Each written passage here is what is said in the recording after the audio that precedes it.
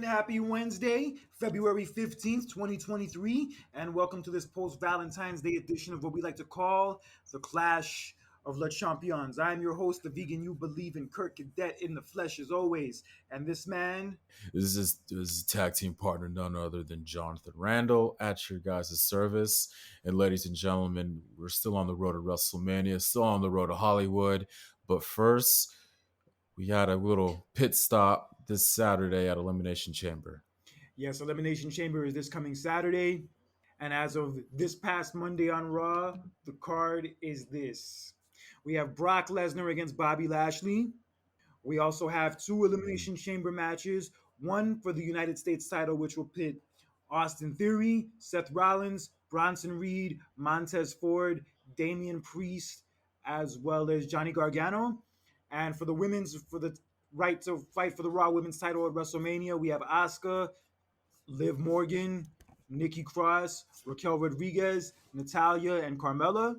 And we also are going to have a mixed tag, which includes Edge and Beth Phoenix against Finn Balor and Rhea Ripley. And in the main event, we have Roman Reigns defending his undisputed Universal title against Sami Zayn. Yes. In Sami Zayn's hometown of Montreal. Montreal is going to be popping on Saturday and also Friday because they're going to be there on SmackDown on Friday as well. Oh, wow. That's crazy, too. Wow. Montreal's had a lot of memorable moments and events. Pay-per-views go down there. Of course, you can't forget the unforgettable 1997 Survivor Series. Yeah, that obviously will always be the most memorable one. But also another good one that people don't talk about enough was No Way Out 2003. Mm-hmm. And also, I believe the show Turning Point, I think it was called, like in 2009, where like John Cena and Randy Orton had like an I Quit match. That was Breaking Point. Yeah, I think that was the last pay per view that they had in Montreal. Now that I think about it, it was. Yeah, I think. Yeah, you're right. It was actually. And also Montreal is where Jerry Lawler's infamous heart attack happened. Yeah. Yeah, but we're hoping that this will be another memorable pay per view, and I believe it will be. I like the card. The card looks super dope, and I'm looking forward to Saturday. And this is why, ladies and gentlemen, we are doing the show, so me and Kurt could give you our predictions for Elimination Chamber.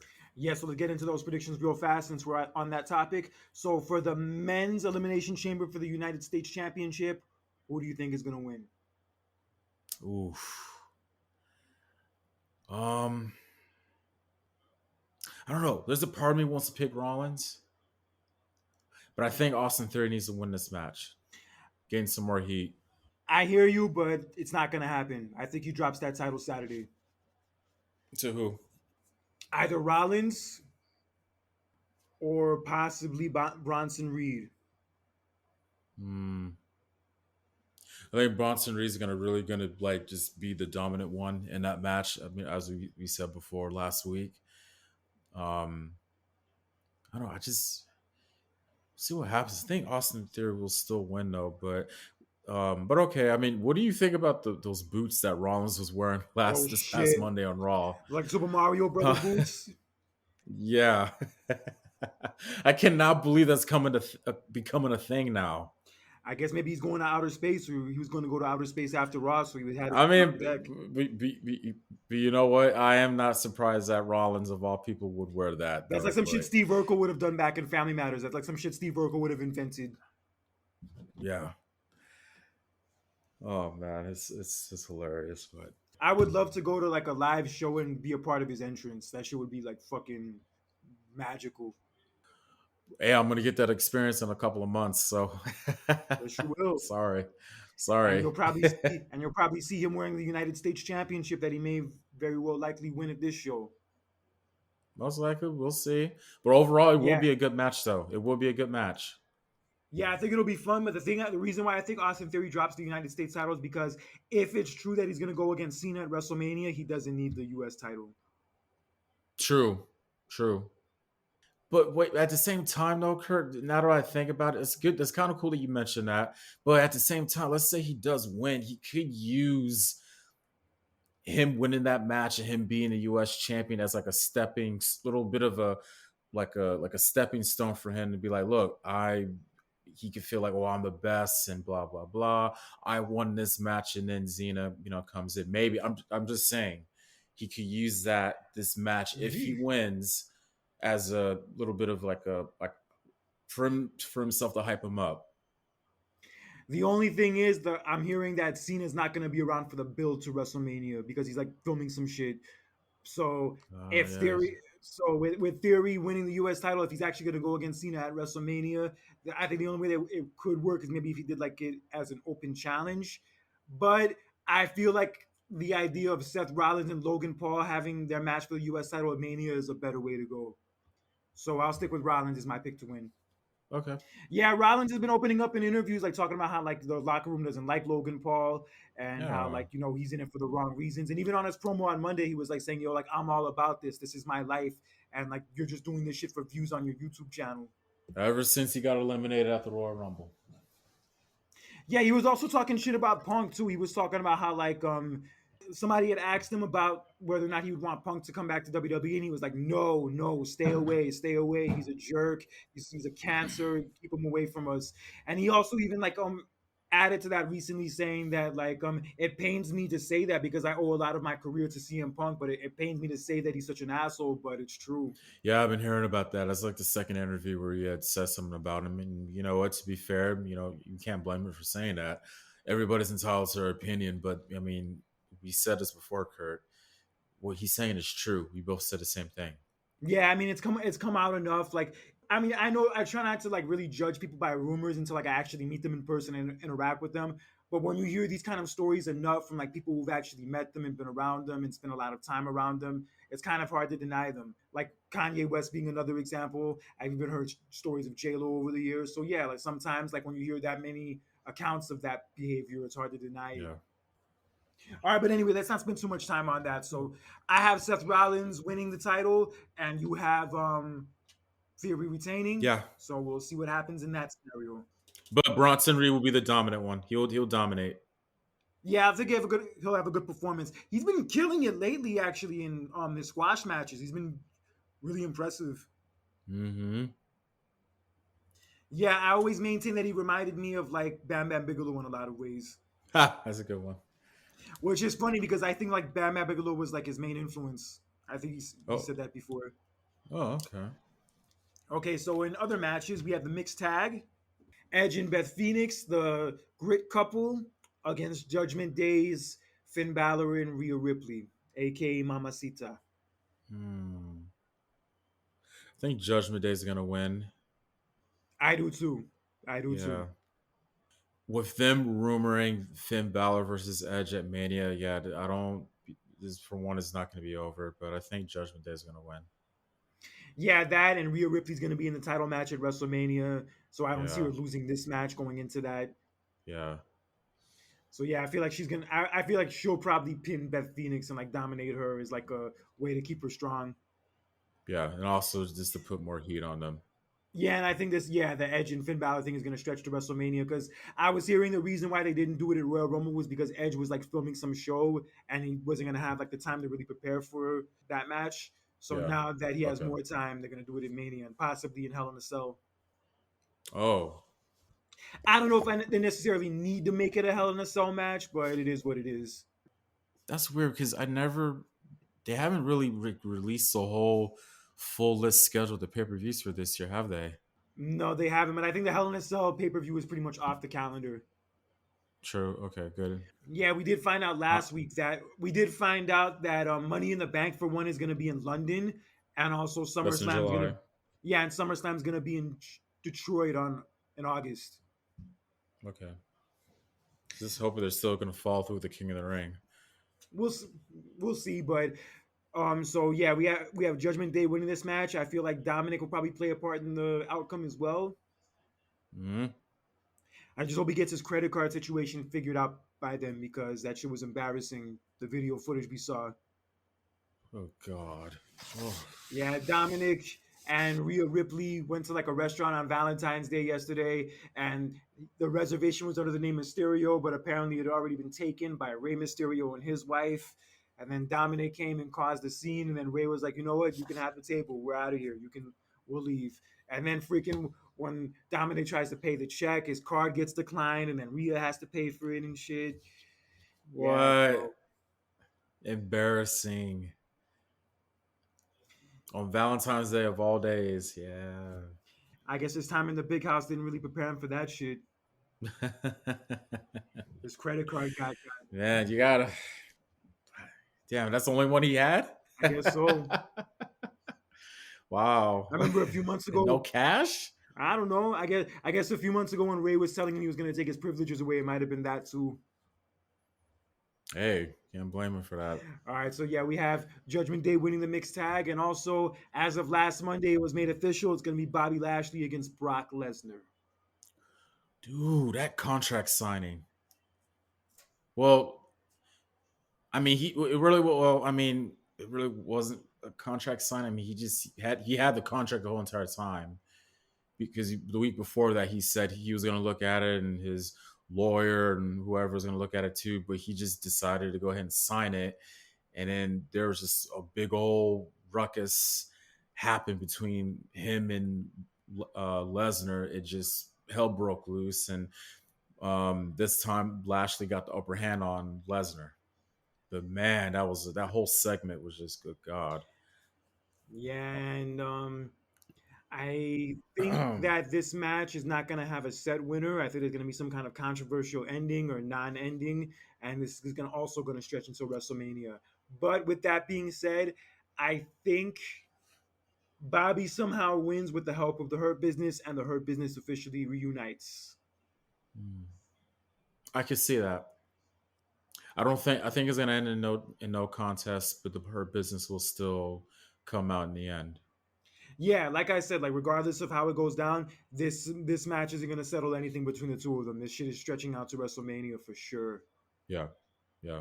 Yeah, because I was hearing stories they were going to do Brock Lesnar and Gunther at WrestleMania, but I'm not trying to see that right now with the momentum Gunther's on and with his IC title reign. I don't want to see him just go against Brock. Right.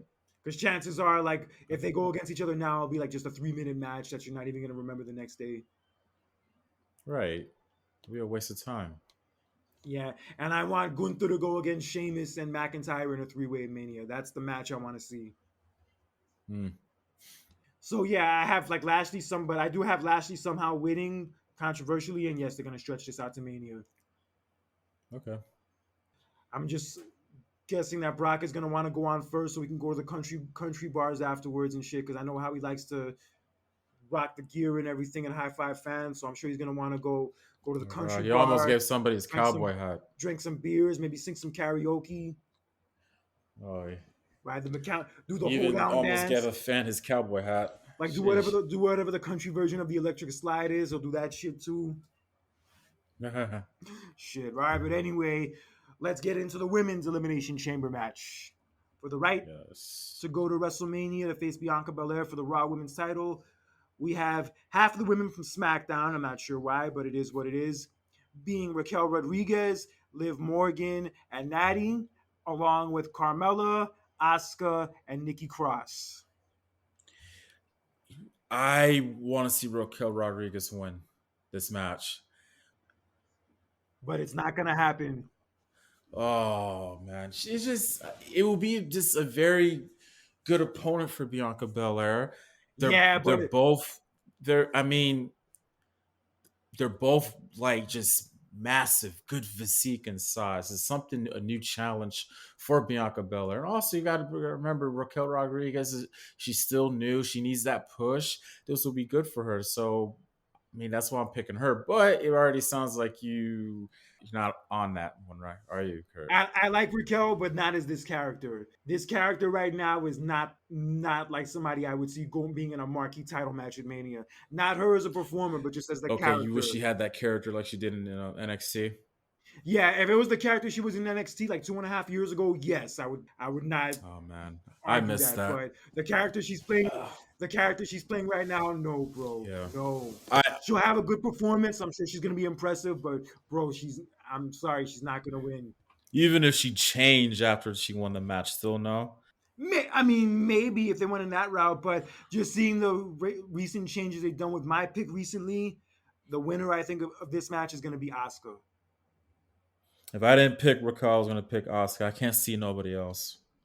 Yeah, because they switched up her music, they switched up her face paint and everything recently. So out of all six of them, she's like the only logical option for me.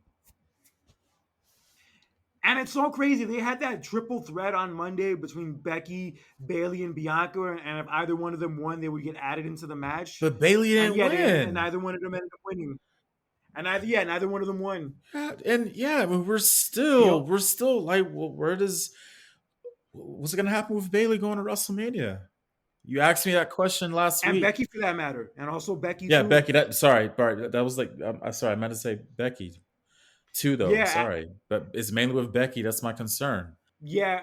I was thinking they were gonna do like a 6-woman tag at the pay per view with Damage Control against Becky, Lita, and Trish. But I guess it's looking like Dakota Kai is actually still hurt and she's not gonna be ready in time. So maybe they might do that match at WrestleMania instead. It's a possibility. Yeah. Hmm. But I'll tell you what, one person who was a big winner on Monday was Montez Ford getting to go home with Bianca. Did you see how Bianca was looking in that outfit, bro? I saw. Yeah, I saw. Yeah, I think like Montez Ford put up a post the next day saying Happy Valentine's Day to my dinner and dessert every night. Yeah, I saw Some shit like that. that. Right. Yeah, that is one lucky dude, bro. Holy shit. Mm-hmm. Yeah, and they were on I think they were on the Sherry Shepherd's talk show yesterday. Yeah, and I forgot to mention this about a couple weeks ago. Montez Ford and Angelo Dawkins yeah, they're at the NHL All Star game a couple weeks ago. with Bianca too. I think I saw Bianca there also. Yeah, I guess there'd be the WWE's version of Black Excellence. If I could think of any couple in WWE that would be that, it would be them. They're like the Barack and Michelle Obama of yeah. WWE. Mm-hmm. But I honestly think that I could see Bianca dropping the title at WrestleMania to whoever wins the chamber, whoever she goes against, and I think she's probably going to turn heel afterwards. You think Bianca Belair is gonna turn heel? Eventually, yeah, but I could see it happening like sometime after WrestleMania or sometime by the time the year is over. What? I don't know, man. I have a hard time. I'm sorry, I have a hard time seeing that. She was a heel in NXT. Uh, I know she's like very popular and she has like a strong fan base and all that, but yeah, that's I could see it why. happening at some point, and she's already going to be the champion for a year by WrestleMania time. So if she ends up dropping the title at Mania, I could definitely see it happening that way. Wow. But yeah, I have Oscar winning and Montez Ford winning at life, but that's another story.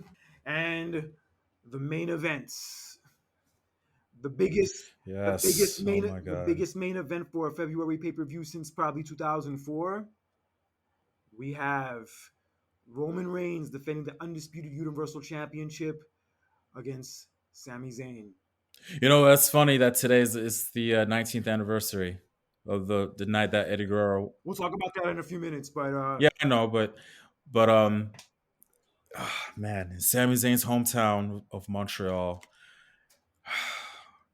I mean, look, it's going to be a good match. That crowd is going to be hot, and but Roman's going to retain the title.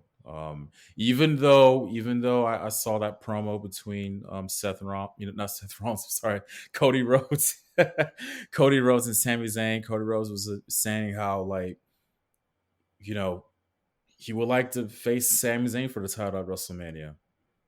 well, the way he closed the promo was saying, "I don't want to see you on Raw next Monday. I'd rather Mm-hmm. see you at WrestleMania."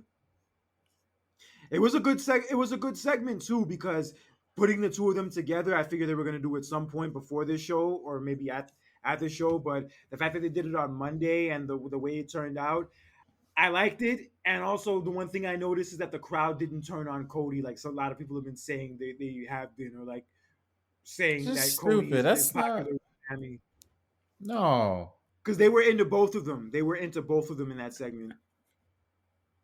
Yeah, I don't think the crowd's gonna turn on Cody Rhodes, especially after you were telling me how the arenas have been selling out at house shows ever since Cody's been back. You know what I mean? So I don't see that. This isn't like the Daniel Bryan and Batista scenario from 2014. It's not like that. Granted, Sami Zayn's very hot right now. He's very popular, but Cody still had momentum and all that shit even before he came back. Yep, And you're acting like he's just some dude like they're trying to force on us. And yo, it's not that. It's not that in this scenario. I absolutely love not. Sami. Sami's great, but realistically, Cody is the right guy to dethrone Roman and to be the guy they go with. And And as you right, and as you said, you had mentioned before in last week's episode, Kurt, you had said that no offense to Sami Zayn is that just that temporary champion. Where look, we could see him put him with the belt, but it's not like a long term thing. It's more like a temporary thing, like similar to Mankind, versus where Cody is like, okay, this is going to be like long term. exactly, like I said, the way I would compare it, there was a difference between Hogan having the title and Warrior having the title. Mm, But yeah. yes, I also have Roman retaining. I think it's going to be a great match. But the one thing I'm just asking myself is how the Bloodline and the Usos are going to play into the outcome, because you know it's going to go down that way. Well, I'm going to tell you what my friend told you before. So um Jay's gonna get involved. And then also that's gonna get Kevin Owens involved, and that's gonna create turmoil where that's gonna set up a tag title match between Sami Zayn and Kevin Owens versus the Usos at WrestleMania. Yeah, because this past Friday on SmackDown, Sami Zayn actually had a segment with Paul Heyman where you basically was like putting fear into his head about the whole Jey Uso thing and whatnot. And basically, they were kind of worried that Jey Uso wasn't going to show up for the tag title match that they had against Strowman and Ricochet, and then Jey Uso ended up showing up through the audience at the last minute. Ended up being a great match. They ended up retaining, and a nice finish too. Ricochet did like a shooting star press, and then like right as he landed and did it, like he landed a certain way, and then one of the Usos hit him with the splash right after and pinned him. Shit was beautiful. Mm, And then wow. you could see Jey Uso like talking with Sami Zayn briefly, and like he and Sami Zayn basically told him, "I acknowledge you," and then he gave him a fist bump, and he was like, "Yo, you got to get out of here. They're gonna catch you. They're gonna catch you." And at the end of the show, Paul Heyman was telling Jimmy Uso that him and Jay should just stay home for SmackDown coming up this week, and that he wanted them to get like a viewer at home perspective of what was gonna go down. Mm. I mean, despite of all that going on, man, I mean, Jay, somebody's true colors are gonna show up on Saturday. Yeah, and it's gonna be heartbreaking to see Jey Uso turn on Sammy. I'm not gonna lie. I know it's gonna happen, but yeah, it's gonna hit Yeah, hard. It's gonna hit hard, man. it is. It is. It's really gonna. It, but we're not talking about this enough. But man, we both know that crowds are gonna be hot, dude. Yo, I I'm think, gonna get. I'm sorry. I'm gonna get like CM Punk 2011 Money in the Bank vibes. but as far as heat, as far as like when that happens, like whenever Jey Uso turns on Sammy, I think Jey Uso will have more heat on that night than Shawn Michaels did the night of the screw job. Oh, to them that would be like a low key of a screw job if you think about it. Shit's gonna get real, bro. Every time they go to Montreal, they have to do some kind of screw job. Like at No Yeah, Way Out thinking about it, 2003, they did that shit. Hogan and They McMahon, did, yeah, with and Sylvain then Grenier is like the shady referee. yeah, and then I remember at Breaking Point, it looked like Undertaker had won the title against CM Punk though, but Teddy Long reversed the decision. So yeah, And also in um, 2005, Sean screwed the fans by acting like Brett was gonna come out, but it wasn't Brett.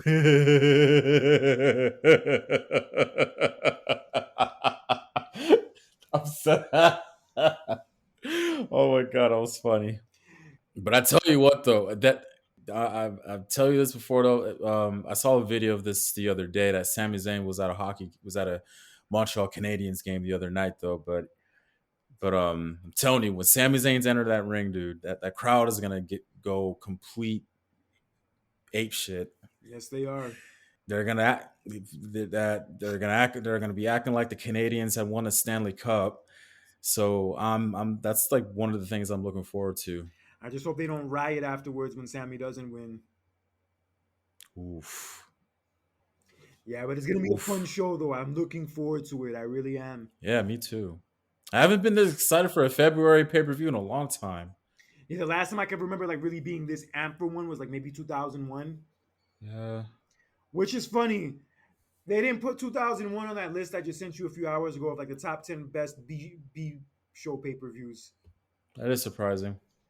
Yeah, that one's a great show. Also, people always rave about No Way Out 2009 too. I know you're not a big fan of that year, neither am I, but actually I have You, watched that show before and it was I, good. I I actually never watched that show seen before it. and it was good. Yeah, I've never seen it honestly. I know the match between Orton and Shane McMahon was good though, but overall, I haven't seen the whole event. So Actually, both chamber matches on that show were good from what I remember. That was the night where Edge went into the first chamber match of the WWE title and like lost in the first few minutes. And then yeah, like he took out Kofi yeah, Kingston in the other chamber match and entered himself in and then won the world title at the end of the show. yeah. I remember Show that. was crazy. That's like where that ultimate around the time when that ultimate opportunist like gimmick was like really popping for him. And that's like when he really became known as that. Yeah, Oh yeah, today's the anniversary of that show too. 14 years. it is. Yeah, 14 years today. Oh The wow. same day of the All Star game when Kobe and Shaq were the co MVPs. Oh yeah, yeah, yeah, yeah. Yeah, so Roman retains. I guess the Usos are allowed to be in Canada because there was a story coming out for a while that Jimmy Uso can't get into Canada because of his past DUIs, but it's looking like that's not an issue anymore. Well, that's good. Yeah, so they could be a part of the finish because that would suck if like Jimmy couldn't enter the country and then and Jay obviously was affected by that too and they couldn't be a part of this match's outcome and also like future WrestleManias. Let's say if like a WrestleMania comes to Canada, they couldn't be on that either. I would Well, suck. yeah, damn.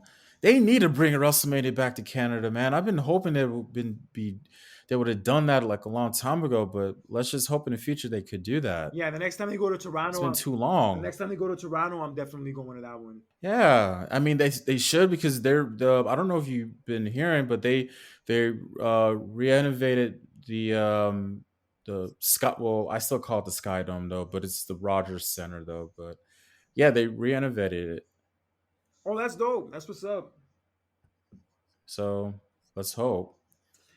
But I'm predicting that Vegas will get WrestleMania in 2025. Oh yeah, because the Super Bowl is going to be in Vegas next year, so it usually goes that way. Yeah, and a year ago I thought Vegas was going to get the spot for 2024 though, but it's going to Philly. So Yeah, it's crazy how like these cities bid on WrestleMania like it was a Super Bowl, like it was the World Cup. yeah, Yeah, mm-hmm, I think I read mm-hmm. I think I read that WrestleMania in Forbes magazine is considered like the fifth highest grossing sporting event in the world.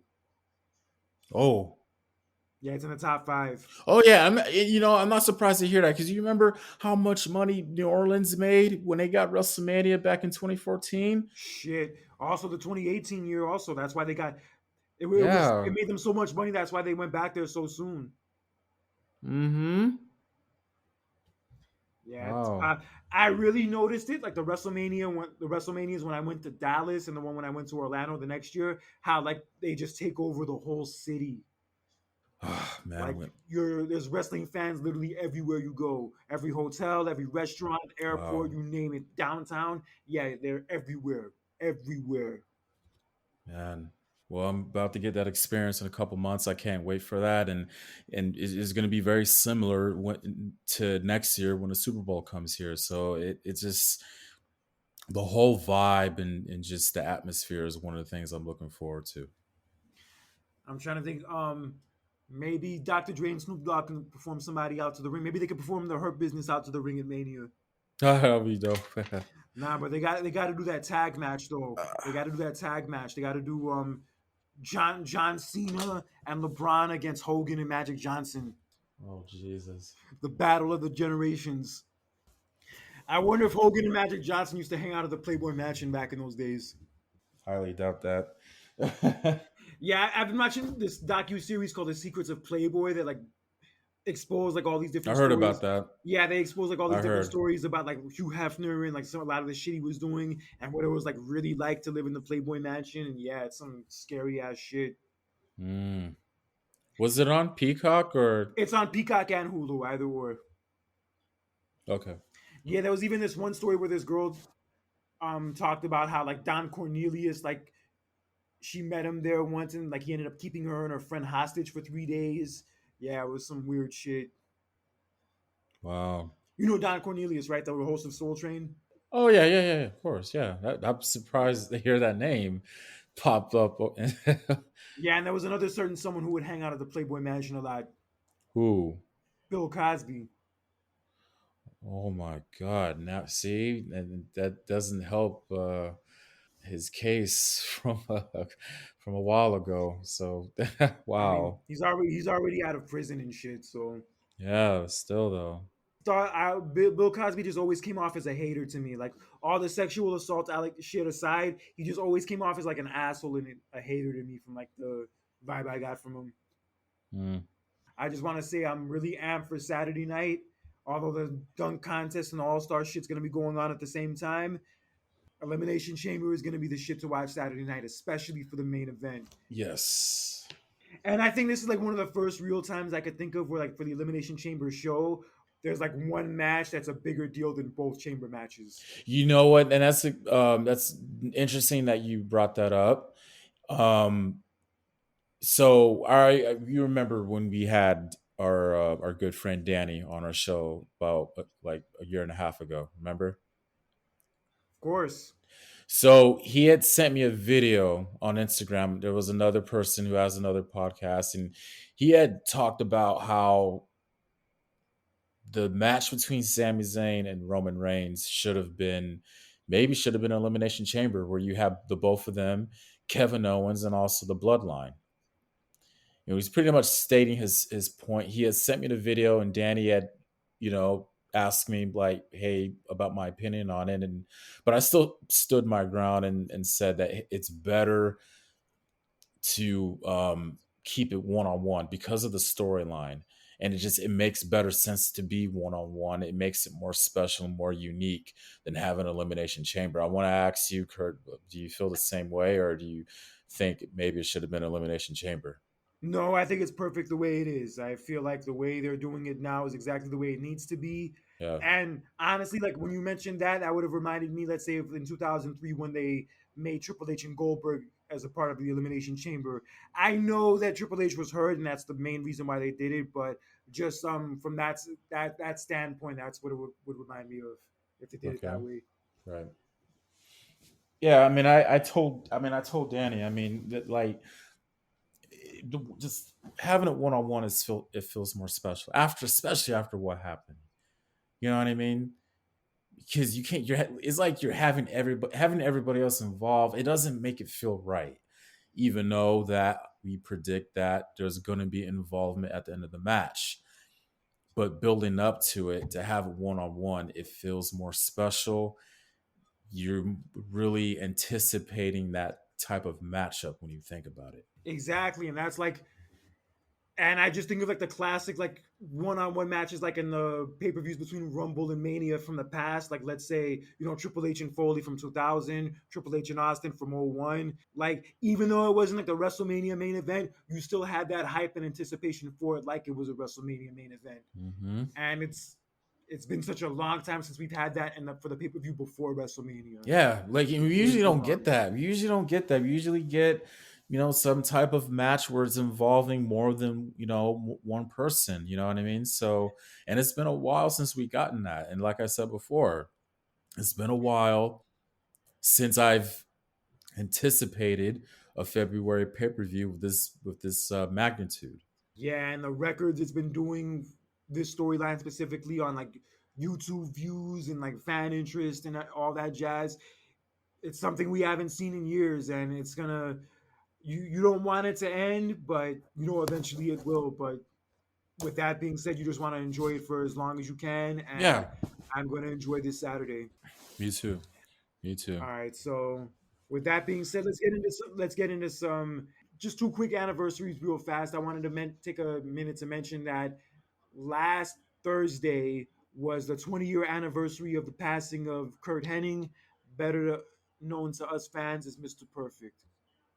Yeah, it's been 20 years. Wow. Crazy, man. I remember watching Raw that night. They had the graphic on the screen saying "In loving memory of Mr. Perfect." I'm like, what?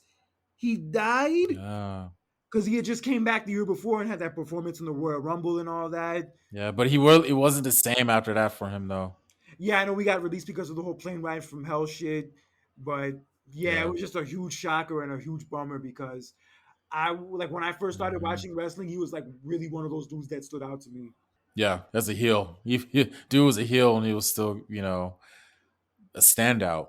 It's so crazy how they started that gimmick for him because he was always like a natural athlete and he was so good at everything that was like the perfect name for him, Mr. Perfect. Hmm Yeah. And I like his theme song too. Oh, his theme song was clutch. Yes. His ring gear was dope too. It was kind of simple, but like it still stood out. Like when you would like wear like the bright Oh yellow yeah. outfit, the bright blue outfit, the orange outfit. Yeah, his gear was hmm dope too. And yo, you talk about selling. You talk about selling. He was definitely top five. Oh yeah. Especially if you just punch him, he knew how to sell. Yeah, you would like punch him and he would just like fly over the top rope. Yeah. He would like flip up in a Shit, it was like ring if you punch him. So that was yeah, you like knock him into the turnbuckle and he do like a backflip. yeah. Shit was nuts. It cracked me the fuck up. Yeah. And the one thing I loved how when he spits his gum out, like he'll spit it out and he'll Smack push it. it, smack it with his hand. I was like, he was perfect at it. So yay. Yo, that was one of the funniest memes I ever saw wrestling related was it was like a top bottom picture. On the top is like a stripper saying, "Don't judge me unless you're perfect." And at the bottom it's Mr. Perfect saying, "You're a whore." Oh Oh. shit, that cracked me up when I first saw that. Shit. Yeah, but only thing is with the way he sold, it really messed up his back to the point where, he had that back injury in 91. Oh man. Oh. And then obviously he had the match with Brett, even though like his back was like really fucked up in it. He still put on a great performance that night and probably the match of One of the the year. best SummerSlam Yeah, matches. that too. One of the best SummerSlam matches ever too. And yeah, Hmm as great of a match as that was, and also the King of the Ring match, they had a lot of good matches also in '89 that they did on the house shows. Yeah, yeah, Yeah, like they have a match in yeah. Boston Garden, a match at Madison Square Garden, and Maple Leaf Gardens.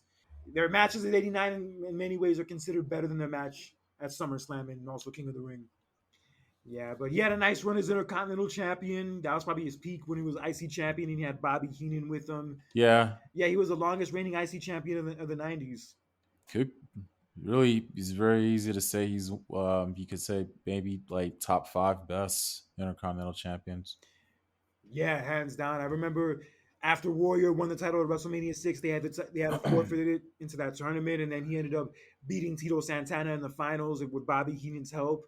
And yeah, that title just fit him perfectly. Like you look at the way the title looked around his waist, and you're like, yo, that fits. That's perfect. That's exactly the way that should look. Hmm Yeah, just certain people like you could Well, just I tell like it agree. just clicks, and that's how he was with that Hmm icy belt around his waist. Yeah, but he passed away. Was it due to was a heart attack, right? Cocaine Was it overdose. because of drug Yeah, overdose, cocaine right? overdose. Oh, cocaine. Yeah, yeah, yeah. I didn't know the guy, but it wouldn't surprise me if he was doing other stuff too. Mm. Yeah, because I remember like when he came back in 92, 93, you could definitely tell his physique was different Mm. compared to like 90. Especially with Like if you the look at him in 90 yeah. I and you mean, look at him in 93, it's definitely a different guy physique wise. especially with the how they were cracking down on steroids and all that stuff. You know what I mean? So Yeah, definitely. And then his run in WWE ended up coming to an end like in 94-ish. I remember they did that angle at WrestleMania 10 where he screwed Lex Luger out of the title. They were supposed to actually feud after that, but then his back started acting up again, so he ended up leaving. And then he came back that night at the 95 Survivor Series, which was mad dope. I was so happy to see him. yeah, Yeah, but he was also under that Lloyd's of London shit contract. So like that's like where like a bunch of wrestlers were like getting paid not to wrestle for a while. I think like Rick Rude was under that, and Lord Warrior Animal was under that. So yeah, he didn't wrestle for a couple years, and then he ended up going back to WCW in '97. yeah. His WCW run was okay. It started out pretty good because he had that. He ended up being the dude they picked to replace Arn Anderson in the Four Horsemen. They had that one segment with the retirement speech, and then they made him the member of the Four Horsemen after. That shit was dope. And then when he Hmm. turned on them at Fall Brawl, when he slammed the door on the Flayer's head, yeah, that shit was gruesome, man. Damn. Yeah, he was U.S. champ. Yeah, he joined the NWO. He was U.S. champion for a little while. He wrestled Brett a few times. He even wrestled Gold. He wrestled Goldberg also after Goldberg won the title. Hmm. Then they put him in that West Texas redneck some stable where they were singing about how they hate rap. What? You don't remember that shit like in '99? Oh no! Oh my God! No! That's if I'm being honest, Kurt. I think by that time I was fading away from WCW a little bit. If I remember. Wow. He started a stable called the West Texas Rednecks, and they had a song called "I Hate Rap," and like rap is Oh. crap. Wow. There's music that I just can't stand, and it's a bunch of crap. I hate rap. I gotta look that up. Oh shit! Yeah, I went to the Bash at the Beach when they were doing that shit. They actually had beef with Master P's No Limit Soldiers. They had a rivalry with them. Wow. Yeah, because I think Master P was on Nitro once. He was like trying to training to be a wrestler at the time, and then I think Master P gave him a copy of his CD, and then Kurt Hennig just like broke it or like stomped on it or some shit. Damn. Yeah, Mr. Perfect has a bigger crusade against hip hop than the government did. Shit, I wonder what he would have been doing if when NWA was around. Mm, crazy. Yeah, so we had that stable, and then ended up coming back to WWE in 2002. He had a nice performance in the Royal Rumble. He was there for a few months, but he wasn't really doing much. He was kind of like used to like lose to other people. And then obviously the plane ride from hell incident happened with Brock, where they were like wrestling around and stuff, and they almost like went through like the emergency door, and then yeah, that was just it for him. And he unfortunately less than 1 year later he would pass away. Man. His personal life just got too much of a hold on him, man. Yeah, I also heard he wasn't the same after Rick Rude died because him and Rick Rude were best friends. Wow. They went to high school together. Oh. Oh yeah. Both of them being from Minnesota. Wow. Yeah, they go way back. Went way back. Wow. Yeah, it was unfortunate, man. He was one of the best talents really that I ever came across, and he's considered by many the best wrestler to never be WWE champion. I agree with that. Although he had a little run with Hogan and Warrior, like in the beginning of '90. Yeah, it just unfortunately during that period, like guys like him weren't getting the title. Mm. It's a shame though.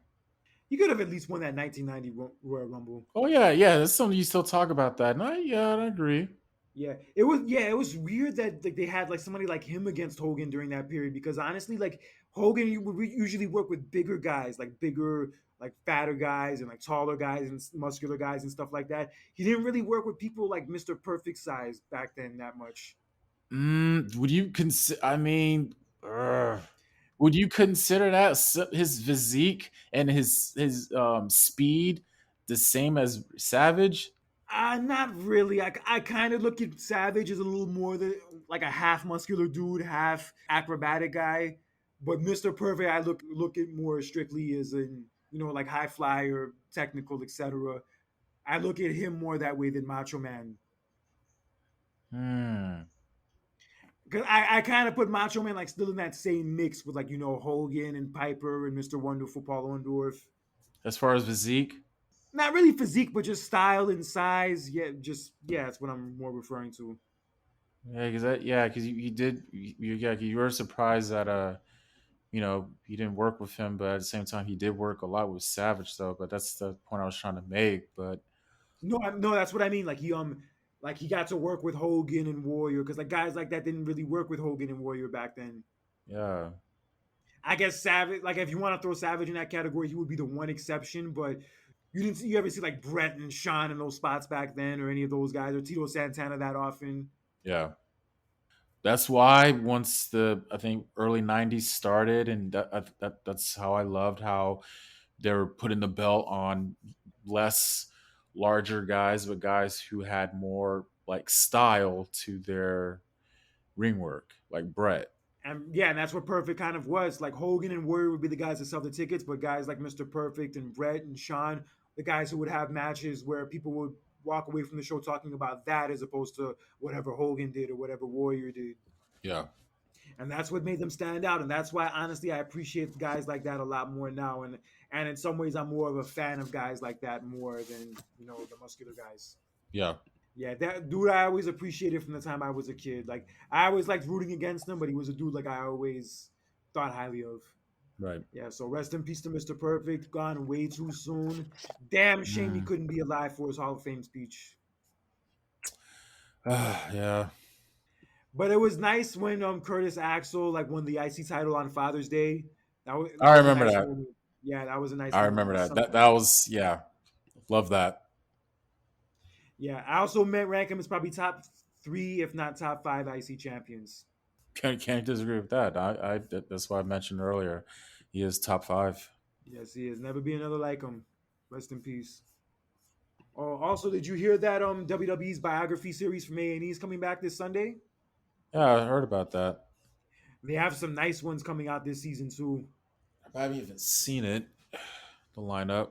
The lineup for this season is going to be China, Mm-hmm. the Iron Sheik, Mm, Dusty Rhodes, Jake the Snake, okay. and the NWO. And I think there's one more, but those are the ones I know off the top of my head. Oh, nice. That NWO one should be good. The China one. Wow. Yeah, the China one looks dope, and also the Jake the Snake one I'm really looking forward to. Yeah. I know some stuff about Jake the Snake a little bit though, but there's some stuff I still don't know about him. Yeah, he had that Pick Your Poison documentary that WWE put out for him all those years ago. Yeah, that was some Yeah. dark ass shit. Yeah, that documentary like just really made you sad and depressed, and yeah, just put you in a somber mood. Yeah. That one and the one about the Von Erichs, those two were like the most depressing ones I ever saw. Man. And also, today marks the 19-year anniversary of Eddie Guerrero's triumphant win over Brock Lesnar to become the WWE champion, which would unfortunately go on to be his only WWE title reign. Yeah. And we have said this before, I'll say it again, not to be too long though, but that like just words cannot describe the moment. But going into that night, just going into that pay-per-view, because it's funny because we always talk about how that February pay-per-view slot, Kurt, when it came to the main event, most of those main events were just like fill-ins. They're just, oh, we're just gonna throw somebody in it. We kind of know that the champion's gonna retain and go to WrestleMania. When I found out Eddie Guerrero was in the title match against Lesnar, I kind of was a bit like surprised. I was like, wow, I was like, Eddie Guerrero's getting a title shot? I was like, huh. But I didn't think much of it.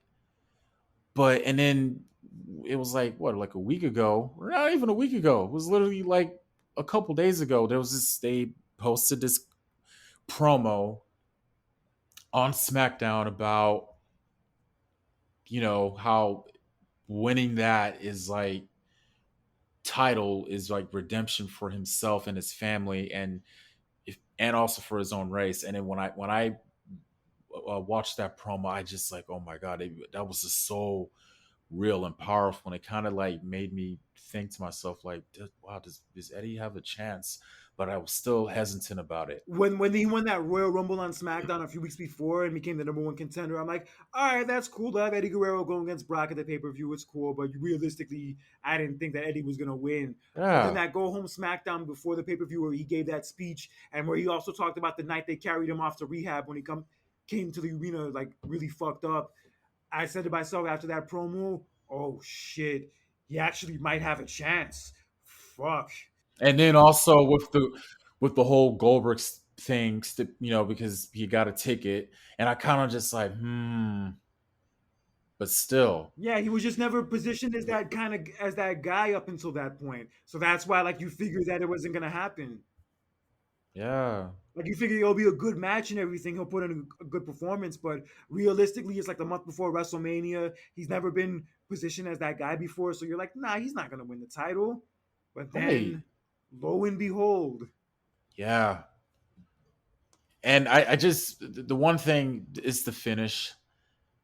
The finish and the ending after the match is just that was the one that really just pulls me in the most about that night. when he reverses the F5 into the DDT on the belt, and Yeah. then he climbs on the top rope, you can just feel it. You can like feel it, like it's gonna. You're like, shit, this is gonna happen. It's really gonna happen. And Yeah. then he hits the frog splash, gets the pin, and you're. It's like one of the most genuine happy moments you'll ever see in all of wrestling. Yeah. I go back to 2004. Like 2004 when it came to the world title matches, whether it was for the WWE Championship or for the World Heavyweight Championship, Eddie winning and then Randy Orton winning the title at SummerSlam later that year. Those are like the two biggest like surprises where I saw that and I was just like, nah. I was like, they can't. No, like no. They just threw Orton in it. They're gonna have him, face against Benoit for the title. I was just like, okay, that sounds good though, but Orton's not gonna win. But he ends up winning surprisingly. So it's him and Eddie where they're placing these big matches pretty much for the first time, and it's like they ended up winning, and it was just a very special moment. Yeah, especially when he jumps in the crowd and then he hugs his mom, and you can see his mom Yeah. crying. And Mm-hmm. then I just like that shot at the end when he's like on his knees holding up the belt, and Michael Cole's classic line at the end saying, Eddie Guerrero tonight is not known as an addict. He's not known as a lost cause. Tonight, Eddie Guerrero is simply known as WWE Champion. And yeah, that shit was just a perfect way for that show to go off the air and just perfect image. Yes. And I know his life unfortunately was cut short a year and a half after that, but I'm just so happy that he at least got to have that and that we also Mm-hmm. got to have that too. Yeah. Yeah. I'm just bummed I didn't see that shit live. Yeah. I mean, when I heard, I was just like, damn. I was like, what that happened? And um, I need to watch that pay per view again. I was Um, actually about to watch it before earlier, but I kind of got sidetracked. I'm gonna watch it a little later though. I'm yeah. probably just gonna watch the main event though. Although there's other good matches on that show too, I'm just gonna watch the main event. If I had to pick like three no way outs that I genuinely like that I will watch, is it's 2001, '04, and '06. What about 2000? Oh, 2000. Oh yeah. I don't know why I forgot about 2000. Yeah, yeah, I gotta watch 2000 again. Yeah, 2006 had three good matches also, especially that main event. Oh Lord, don't get me started on Yeah, that. That I think that Jesus. I think that was the I think that was the best match of '06. Yeah, yeah. I know PWI picked the Shawn and Vince match from WrestleMania, but me personally, I got to go with that one. Really. I honestly really love the Edge versus Xena from Unforgiven, though. But that's another story. Yeah, that was also on that list of the top 10 B shows that I sent you. Oh, Unforgiven 2006. Yeah, that was also on the list. They Huh? put Backlash 2001 on that list, which was kind of strange. I never saw that show, but apparently a lot of people say that it was pretty good. Oh, okay. I gotta watch that show. I've never seen that. Yeah, I never watched it either because it was the month after WrestleMania 17, and I was already getting the vibe that the product was changing and not for the better. So I wasn't even that interested in watching it going Yeah, into it. I wasn't even like trying to like go out of my way to watch it. I'll give it a try. It was just such a contrast from the year before, where like Backlash 2000, you had to see that shit, and it was even bigger than WrestleMania. Yeah, '01 was not that, Yeah. at least to me. Well, I'll give it a try. I'm not gonna knock it until I try it though. But yeah. But yeah, man, that was just worst can't describe that moment about Eddie winning the title, and next year will be 20 years, and I just, oh, wow, It was a great match too, even with the moment aside at the end. It was just a great match. it was, it was, And even though Goldberg interfered at one point, I like the yeah, fact that it wasn't like the final deciding spot in the yeah, match. Because let's be real, it's not like I get it. Yeah, Goldberg did interfere, but Lesnar still had an opportunity to win when you really think about it. But then Eddie countered the F5. So I like what Vicky Guerrero said about Brock Lesnar. How every time she sees Brock Lesnar, he always comes up to her and gives her a hug, and he tells her that like I love Eddie Guerrero very much, and I miss him every day. yeah. And it's crazy that was like one of Brock's like last matches before he left the first time.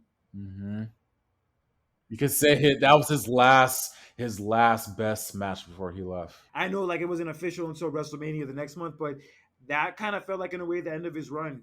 Yeah. Yeah, it's funny. I wouldn't mind reading his book because I know he tells a story about that time frame about how like he was like really just fed up and he was actually not happy about losing the Oh, his book title. from about 10 years ago. Yeah, and also I heard he wasn't like the super thrilled Oh, about I read that. losing the title in this scenario either. Yeah, I read his book. Yeah, it was a really good book. Yeah, crazy times, man. And you would have never thought Hmm. like with everything being the way it was not there, like within 1 month Brock would be gone and also Kurt would be out for a while too. Yeah. Yeah, this is like that last period of that like really good SmackDown period that happened that like started like from the brand split originally up until then. Yeah, that was like this is like the last like legs of it. Hmm. Arguably, you could say their best pay per view besides that Vengeance from '03. Yeah, I mean, if I had to pick top three best SmackDown pay per views, at least during that era, I will go with Vengeance '03 being the number one best. Good ass show. Good. Um, yeah. Oh Lord, and that was the first one. Yeah, that was their first like SmackDown exclusive pay Yeah. per view. It blew the Bad Yeah. Blood the month before out of the water. Wasn't even Yeah. close. Bad Blood wasn't that good. Yeah, but I'm Good trying theme to think song what's though. another. I would put. Yeah. Oh yeah. No Way Out 2004, and I'll put Armageddon 2006. Okay. I was. What about No Way Out 2006? I Man, because like what's I'm thinking. The reason why, man, because when I think about Armageddon 2006, you had a great opening match. You had that ladder match, that tag ladder match. You had the last ride. And you had John Cena and Batista Shit. teaming up in the main event, I guess, against Booker and Finley. Yeah, That yeah. that But just then when I look that at felt like a weak main event, though. I'll say that much. Even I'm sure the show was probably good regardless, but that doesn't like feel like a main event. I would be like go out of my way to want to watch for a pay per view. but then No Way Out 2006. I mean, you had Orton versus Mysterio. That was great. Booker T and Benoit. Yeah. Of course, don't get me started on the main event. Oh my God, the main event was Jesus. That was Yeah, but that's another story. But yeah, that main yeah, event was great. Angle and Undertaker, they bodied it. yeah. I would Taker even considers that one of his favorite matches. Oh, I agree. Yeah, he I agree. definitely puts that up there. Yeah. Also, his match with Flair at Mania 18. 18. Yeah, Yeah. but yeah, we have Elimination Chamber this coming Saturday. Also, the NBA All Star Game this Sunday. If you're interested in that, and yeah, shit's gonna be lit. First time's gonna be in Salt Lake City. Is it?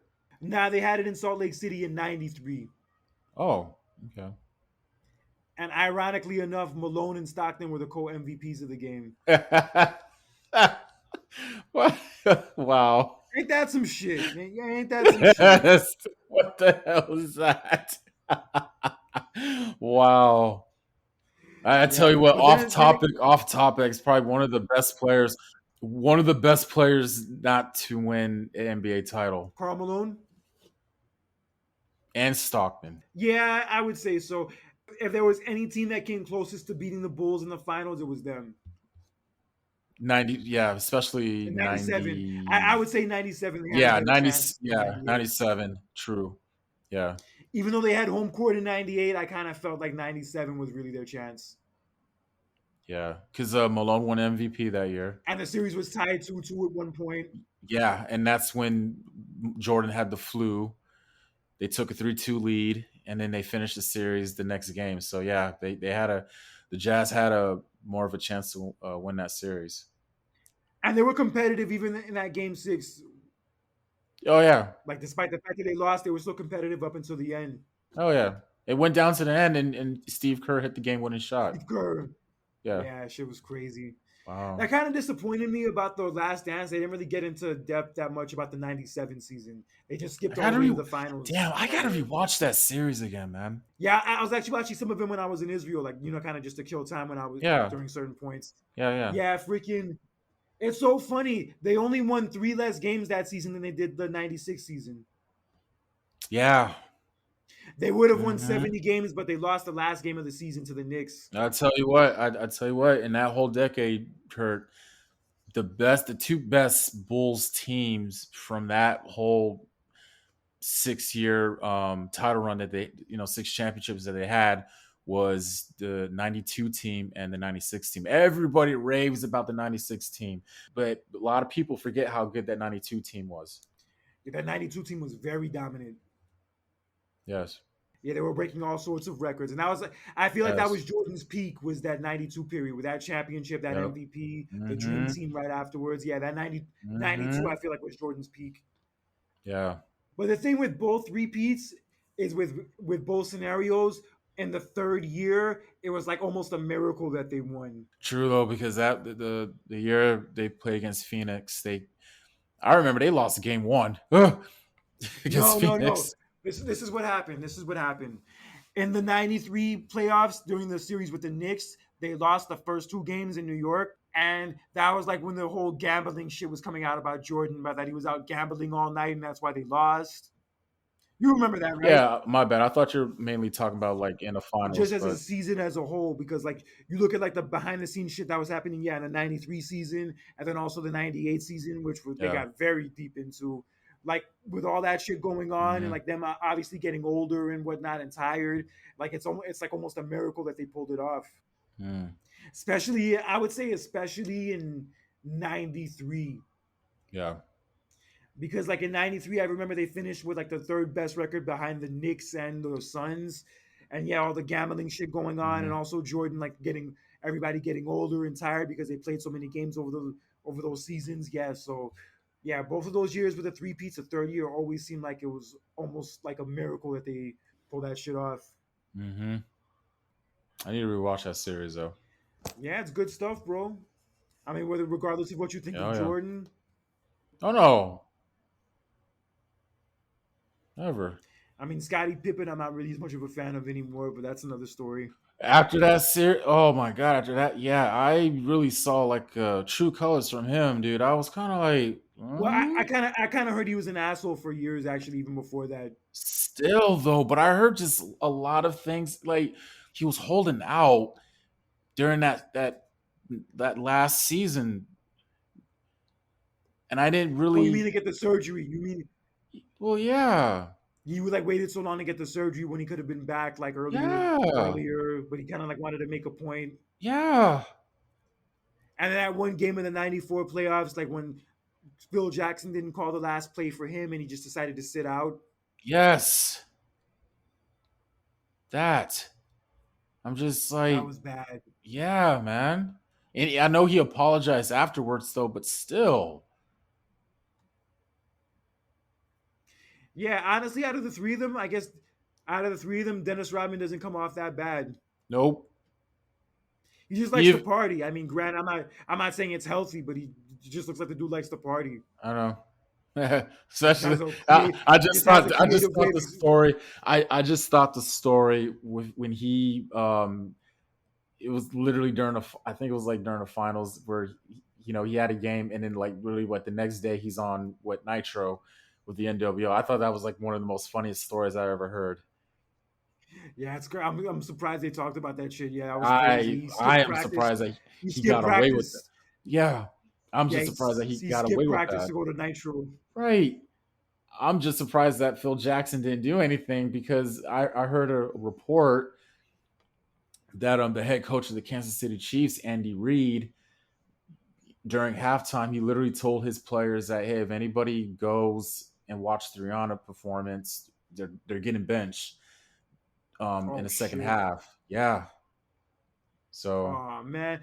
I thought it was a good performance. I mean, people had their shit to say about it, but I thought it was a good oh, performance. see, I mean, bro, people who were being negative about the pay per view are ones that are just are the same people who were just bashing last year's halftime show and the one Did before you say that. about the pay per view?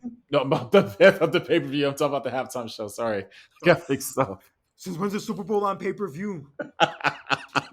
That would Bro, imagine that shit. Imagine if the Super Bowl were like a pay per view where you had to like pay like a serious amount of money to watch this. that would be so stupid. It would be so messed up.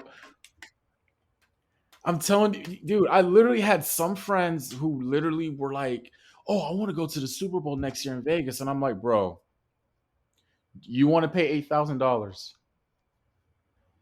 You really want to pay $8,000 to be my guest?" And then I mean, you, it sounds like aren't they charging that much for Beyonce tickets now? um, I don't know. Are they charging ridiculous money for her tickets? Like, is even worse Yeah, than Taylor Swift Lord Jesus. Well, I tell you what, though, I didn't tell you this, but me and my girlfriend are going in August. to Taylor Swift? Oh, Beyonce. Oh, dope! At T-Mobile Arena or at the stadium? Oh no, no, bro. Her whole tour is stadium. Okay, so it's gonna be at the Legion Legion. Stadium. Yes. Oh shit, that should be epic. Yeah. I'm sure that's gonna be great. I'm sure that's gonna be a great show. But you know who I would love to see at a stadium? Who? Coldplay.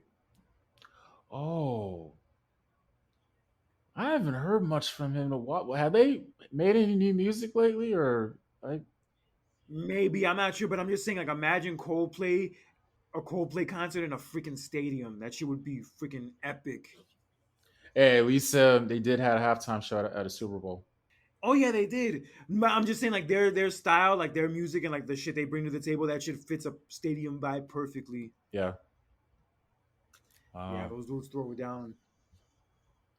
But yeah, the Rihanna performance was fun. I I mean, liked it. yeah, obviously she was a little limited because of her expecting, but whatever, she still Yeah, bodied and it. we just found Yeah, out. she still bodied it.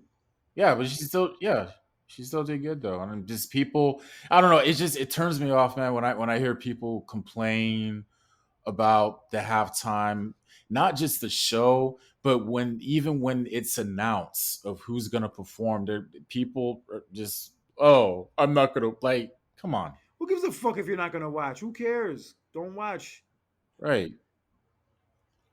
Yeah, Like just because obviously you don't like the certain music or whatever, just like come on, dude. Like this is not the 1980s anymore, bro. Like come on, like you gotta nah. it was nice to see Cheryl Lee Ralph sing at the beginning of it. Oh yeah, yeah, yeah. Yeah, she still But looks good. yeah, Yeah, I like yeah. I hate to say it, but I think Rihanna's performance was a bigger deal than the actual game was, especially going into the Super Bowl.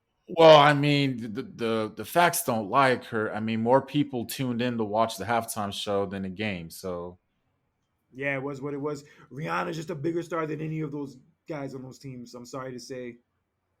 yeah, that's whatever, you know. But I mean, you got to remember, a lot of people forget about this. Majority of households that watch the Super Bowl, they usually just we have the majority where I'm just watching it because of the halftime show or the commercials, and then you have that other half where I just want to watch the game. So it's like that. Yeah, basically, I went to go watch the game at my brother's house, and a whole bunch of people came over, and pretty much all of them were mainly there to watch the Rihanna performance. And then once the Rihanna performance was done, they left. I guarantee you, it was the same situation for last year's. Yeah, but it was still cool. I forgot how. Yeah, Rihanna had hits for days. Yeah. I really fucked with that "Good Girl Gone Bad" album, like that period. I think that was like her best work. Oh yeah, yeah. Good high school vibes from him. Yeah, she had a song called like "Good Girl Gone Bad." It was like Hmm. like the title track on the album. Yeah, she was fire. Yeah. Yeah, and the classic line at the end of it is, "Once a good girl goes bad, she's gone forever." Just very curious what's going to be the halftime show for next year, and then they got to get a top headliner. It's Vegas, so I know they will though. But man, I'm just so curious. Maybe they'll get the Acclaim to do it next year. That'd be dope. Oh my god. All right, so Elimination Chamber this Saturday. Get ready for that shit. It's gonna be popping. WrestleMania season. I'm feeling Yes. pretty damn good. And Woo! we'll definitely have some more answers of what WrestleMania's card is going to look like after that. So until next time, for John Randall, this is Kirk Cadet for another edition of the Clash of the Champions, and we'll catch y'all next time. Take care. Later.